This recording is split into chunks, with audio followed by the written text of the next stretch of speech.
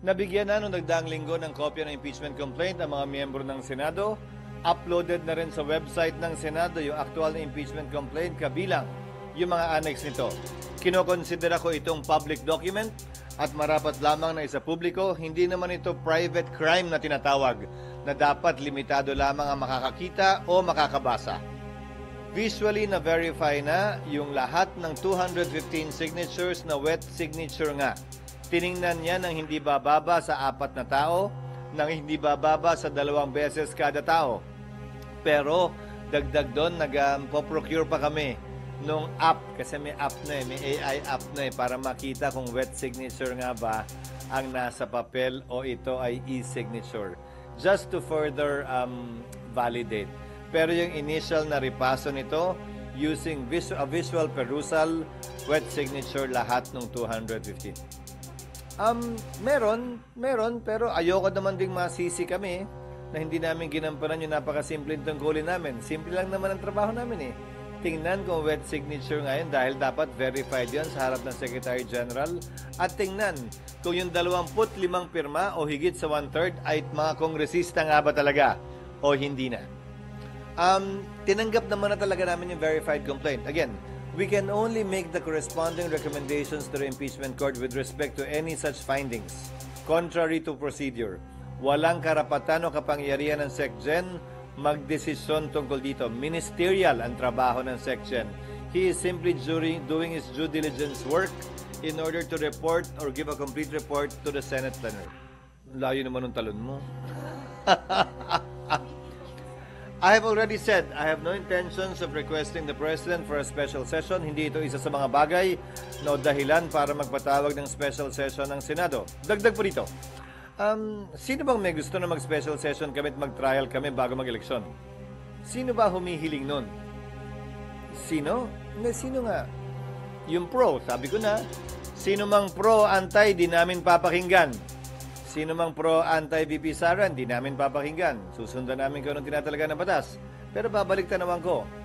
Ang impeachment ni dating Ombudsman Mercy Gutierrez, 3 araw sinumite sa Senado bago kami nag-adjourn. And yet, in-schedule ang trial pagkatapos ng recess, mahigit 1 buwan mula sa araw na yon. Impeachment trial ng yumaong Chief Justice Corona. December 13 final, 1 linggo bago nag-recess ang Senado, hindi lamang 3 araw, 1 linggo. Pero hindi nag-trial ang Senado. Nag-trial matapos ang recess ng Pasko at New Year at tinawag yung pagdinig ng January na, makalipas ang humigit kumulang 1 buwan. Bakit ko iibahin ang pagtrato dito sa impeachment complaint na ito? Hindi ito espesyal, hindi ito kakaiba. Ang tingin dapat namin dito, ordinaryong impeachment complaint lamang laban sa isang impeachable officer. Pare-pareho lamang silang impeachable officer sa pananaw namin. Presidente man, Vice Presidente, Ombudsman, Chief Justice o ibang impeachable officer. Walang dahilan para mag-iba kami ng pagtrato dito.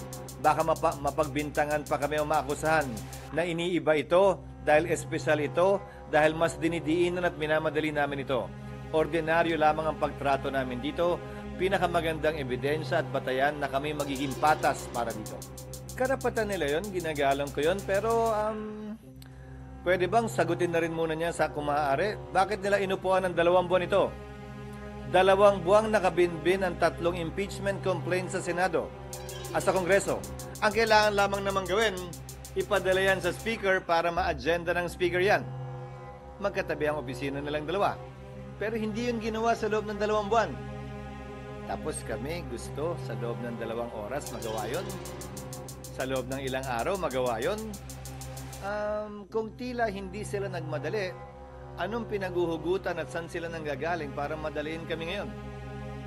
Hindi naman niya kailangan sagutin talaga kung gusto lang niya. Para lang maliwanagan din ako. Well, aren't we starting on the right foot by treating it like any other impeachment complaint? That's a good start, I believe. Now, with respect to those who are voicing out their position, I would hasten to remind them once again and admonish them once again to kindly refrain from doing so in order to maintain and keep the impeachment court itself and the process fair, without any prejudgment on the part of any member of the Senate for or against impeachment.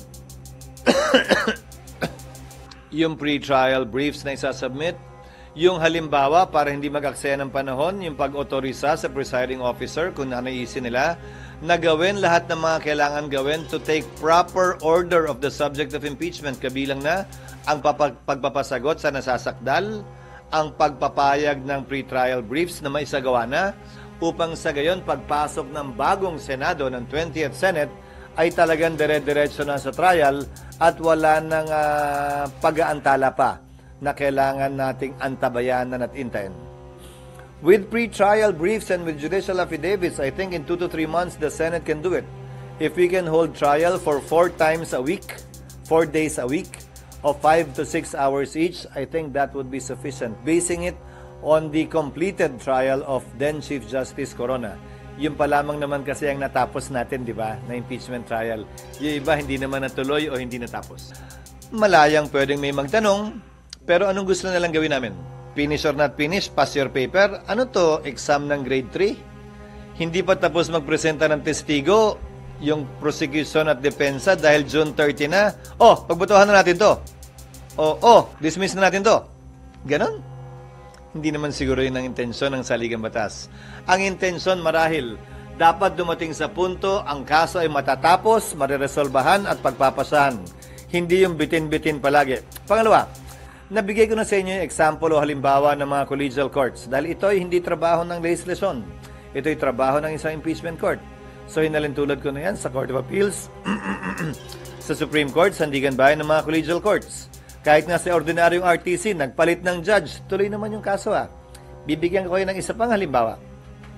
Yung SET, yung mga kaso sa Senate Electoral Tribunal, tumatawid ito ng susunod na Kongreso.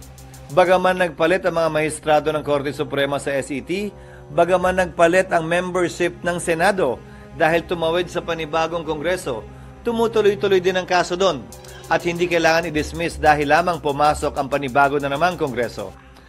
Maging ganun pa man, ito ang unang beses na mangyayari ito. May karapatan sino man mag-question ito. Pero tulad ng sinabi ko, hanggat walang TRO ang Korte Suprema, gagawin namin kung ano ang tingin naming tama kaugnay sa paglilitis na ito. Pwede, pero hindi naman na kailangan i-specify yon. Dahil halimbawa, kapag inotorisa ang presiding officer na nagkataon ay ako na hindi pa matatapos ang termino ko ng June 30, kung i-autorisa ako na gumawa ng mga ilang order at bagay before or prior to trial, kaugnay ng judicial affidavits, pre-trial brief, effectively tumawid na po yun ng June 30 dahil ang termino ko'y matatapos pa sa 2028. At sang-ayon din sa rules ng Senado, magpapatuloy na tagapangulo ang sino man nakaupong tagapangulo ng Senado hanggat hindi nahahalal ang kanyang kapalit sa susunod man na Kongreso o sa loob ng parehong Kongreso. Hindi. Ako hindi ko pa nababasa. They will be given time to read. They will be given time to review it. We will be sending them a draft of the rules, proposed rules for their review too. Para pagdating ng June 2, wala nang hindi ko pa nababasa, I need more time to read. Wala nang ganoon. Sapat na panahon na to para mapag-aralan nila lahat ng dapat at kailangan at pwedeng tingnan at pag-aralan. Hopefully, in the next 2 weeks, matapos namin yan, yung draft. And then we'll get opinions from various sectors, the academe, para mabuo namin ito ng may buong tapang at kumpiyansa na sapat na yon. With the consultants na. Tapos ibabato namin sa ilang academe, sa sector na academe, ilang mga kaibigan namin sa academe, basta't hindi sila sasama o kasama sa impeachment trial sa magkabilang panig. Because again, as I told you the last time, balita namin, siyempre marami ng mga abogadong nagkukonsultahan, nag-a-apply, nagkinukuha sa prosecution man o sa depensa. Sa mga senador para mabato rin nila sa kanilang mga consultant para pagdating ng period para pag-usapan namin at pagbotohan yan, handa na ang lahat sa kanilang mga panukalang amendment kung meron na. Hindi na i-refer sa committee yan. Alam niyo impeachment? Sa plenary agad yan. Pwede. Unahin muna namin yung rules.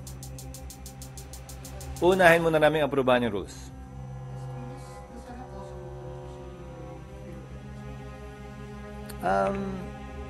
It depends. It depends. The Senate cannot and should not, as an impeachment court,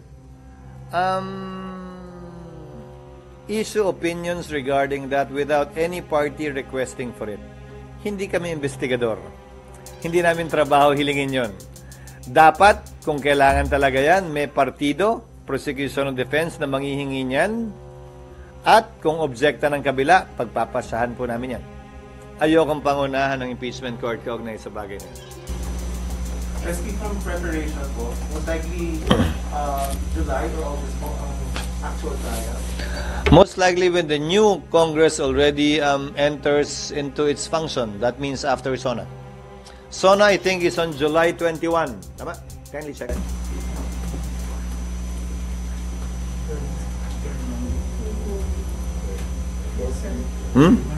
SONA is on July 21, so trial will commence after that date.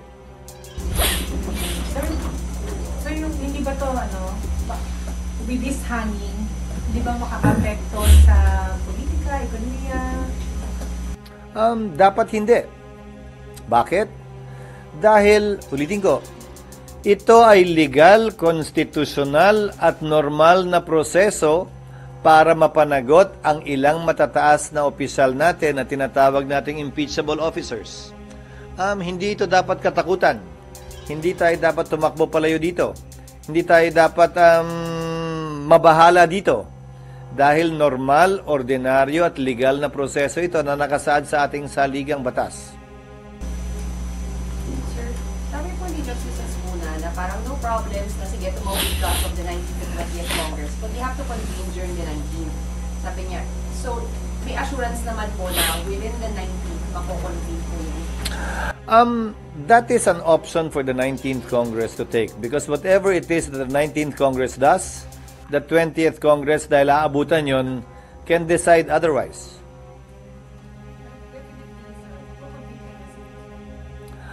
Again, depende yan sa 19th Congress. Kasi mangyayari yan, 2 beses kayo magsusumpahan, baka may dagdag ground pang umangat eh. Isa yan sa mga pag-uusapan at pag-aaralan namin sa rules. So bahagi yun. Dahil pwede na, ang rules dapat aprubahan namin ha, hindi bilang impeachment court. As a legislative body, dapat namin aprubahan yun. So, pwede naming aprubahan yun na hindi pa impeachment court. At dahil kinakailangan lamang naman ng impeachment court sa trial, lahat ng mga kailangan gawin bago mag-trial, hindi pa naman kinoconvene ng impeachment court. Again, by analogy, let's draw from history.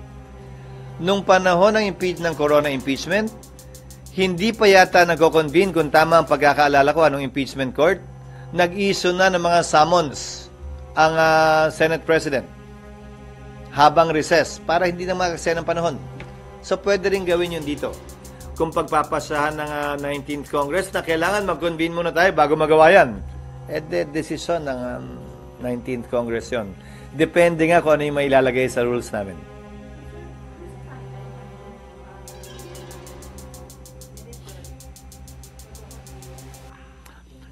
Again, don't be confused about and stuck with convening. Kahit mag-convene yung impeachment court, anong gagawin namin? Ang unang-unang gagawin pagkatapos ng rules, papadala ng summons ang nasasakdal. 10 araw para sumagot kung hindi siya hihingi ng extension. Pag humingi ng extension, malamang pagbibigyan naman yun ng isa. Ngayon, pagkatapos nun, 10 araw din para magsumite ng reply. Baka humingi din ng extension. Pagkatapos nun, baka humiling naman yung nasasakdal ng pagkakataon magsubmit ng rejoinder. Hindi ko alam, pero karapatan niya yun. Karapatan din ng prosecution magsubmit ng sir rejoinder. Karapatan din ng magkabilang panig kung tingin nila may nais pa silang sabihin o isumite na pleading, magsumite na tinatawag nating ad cautela pleading. So, mahaba pa yun eh. Tapos magpi-pre-trial. Maghahanda sila ng judicial affidavit, pag-uusapan nila kung ano yung mga admission na pwede na lang sabihin, hindi na kailangan patunayan yan para hindi humaba. Okay na kami dyan, tanggap na namin yan. Kaya nga ang tawag pre-trial, di ba? Kasi hindi pa trial eh, pre. Before trial. So, ang daming pang gagawin bago yung actual impeachment court ay kinakailangan umupo at dinggin ng anumang bagay. At sa loob ng 6 na araw, maski na 30 araw, baka nga hindi pa matapos yun.